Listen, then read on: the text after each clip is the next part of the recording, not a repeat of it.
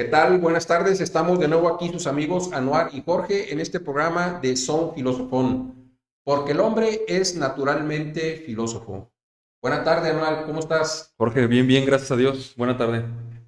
El día de hoy vamos a hablar acerca de lo que es la definición real de lógica, ¿no? Vimos la vez anterior que la lógica pues era nominalmente algo que tenía sentido, ¿no? Pero algunos autores como Aristóteles dicen que la lógica pues es un instrumento, es el organón de todas las ciencias.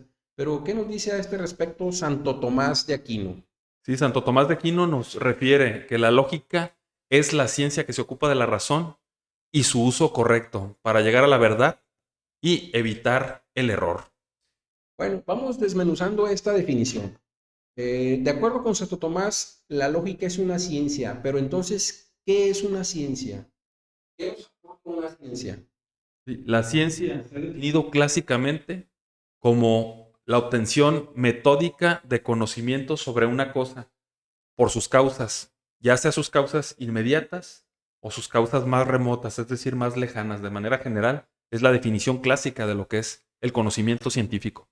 Entonces, también podemos atribuirle a la lógica algunas características como un rigor, como la universalidad, como la sistematización, entre otras, para que poderla considerar una ciencia, ¿no? Y en este tema podemos decir también que como ciencia debe tener un objeto material y un objeto formal. ¿Cuáles serían uno y otro, Anuar? Sí, todas las ciencias se definen precisamente por eso, ¿no? Por objeto material, es decir, aquella cosa que estudian, y objeto formal, cómo estudian esa cosa, ¿no? ¿A qué me refiero? Un ejemplo sencillo, la física estudia la materia, pero estudia la operación de la materia, cómo se manifiesta la materia.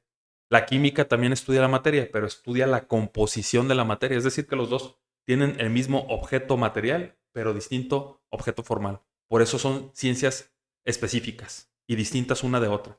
Entonces, la psicología estudia el pensamiento, la psiquiatría estudia el pensamiento, la lógica también estudia el pensamiento. Este sería el objeto material de la lógica, pero formalmente es distinta a la psiquiatría y a la psicología, ya que mientras a la psicología le interesa saber el origen de los pensamientos, el proceso del pensar, a la lógica le interesan las formas mentales, es decir, el producto de lo que genera este proceso del pensamiento.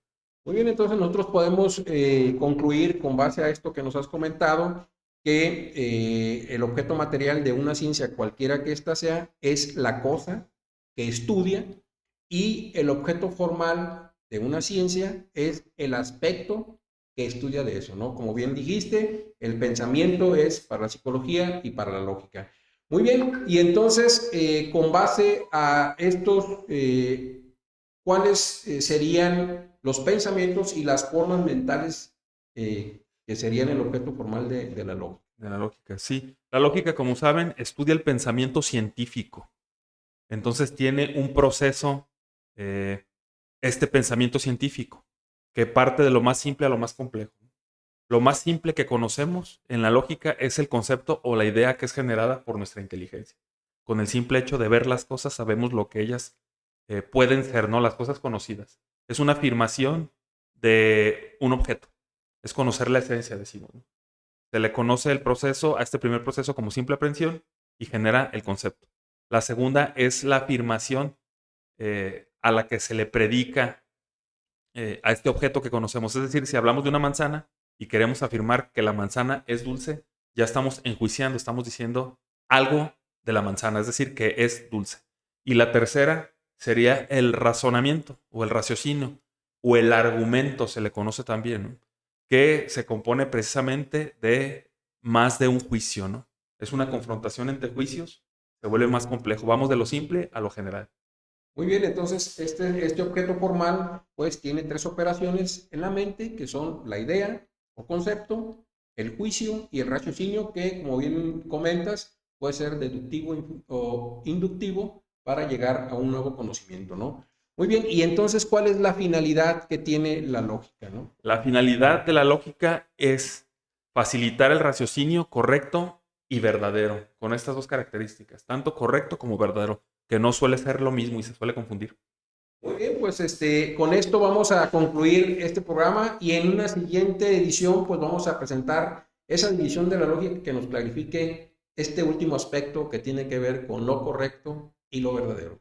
Muchas gracias, sus amigos Anuar y Jorge. Los esperamos en una siguiente edición de Son Filósofos, porque el hombre es naturalmente filósofo. Muchas gracias.